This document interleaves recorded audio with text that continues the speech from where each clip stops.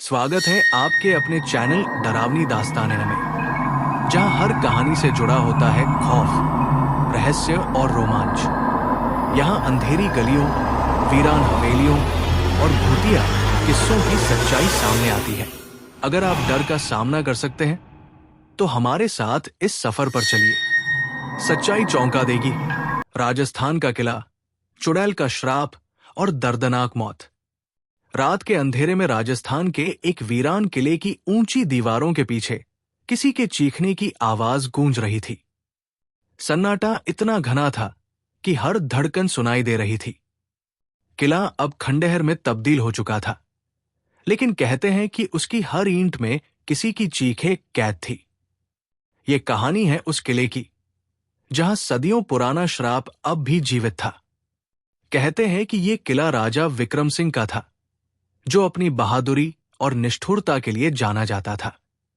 उसकी सुंदर रानी रूप कंवर अपनी अद्भुत सुंदरता और सौम्यता के लिए पूरे राज्य में प्रसिद्ध थी। परंतु महल में एक रहस्यमयी स्त्री चंपा भी रहती थी। कहते हैं कि चंपा एक अज्ञात शक्ति से युक्त थी और उसे भविष्य में झांकने की क्षमता प्राप्त थी। एक दिन चंपा ने राजा को चेताया, महाराज, इस किले पर एक भयंकर श्राप मंडरा रहा है। यदि आप इस श्राप को नजरअंदाज करेंगे तो ये किला विनाश का केंद्र बन जाएगा। राजा को यह सब अंधविश्वास लगा।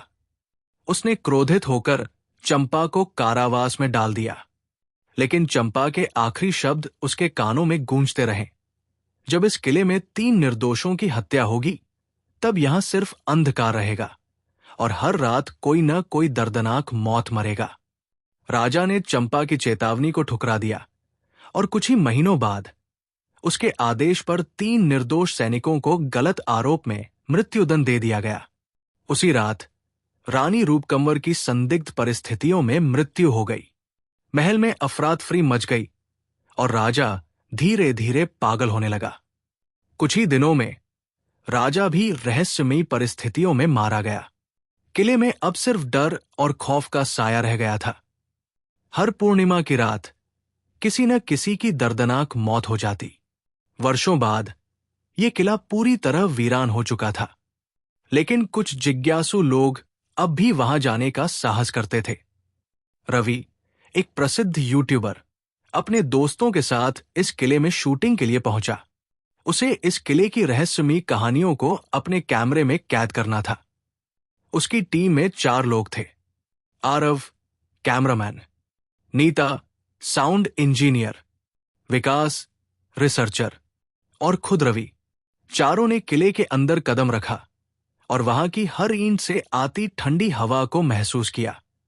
जैसे ही उन्होंने अपने कैमरे चालू किए, अजीब घटनाएं होने लगी।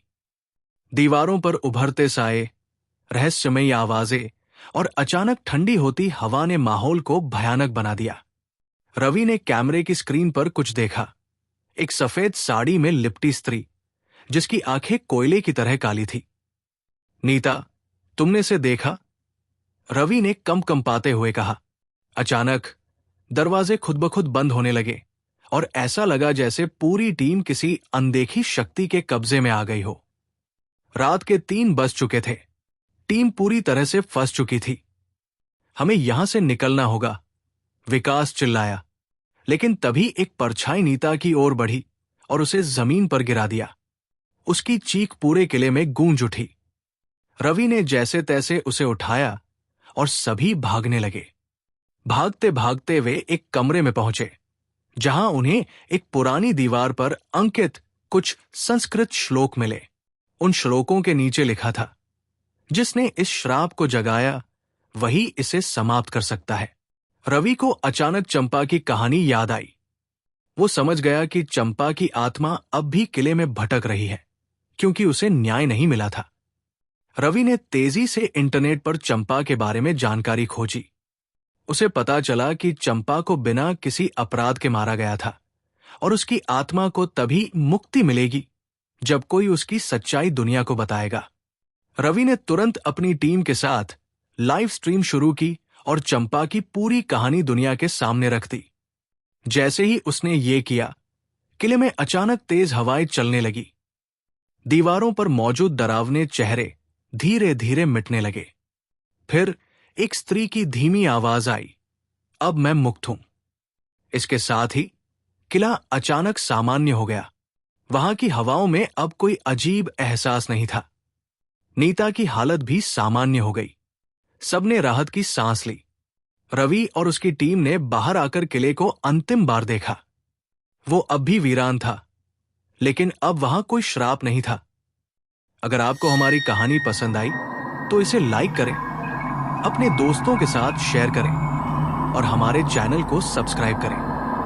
घंटी दबाना न भूलें ताकि अगली बार की रहस्यमयी कहानियां आप सबसे पहले देख सकें। आपकी एक प्रतिक्रिया हमें और बेहतर बनाने में मदद करेगी। धन्यवाद।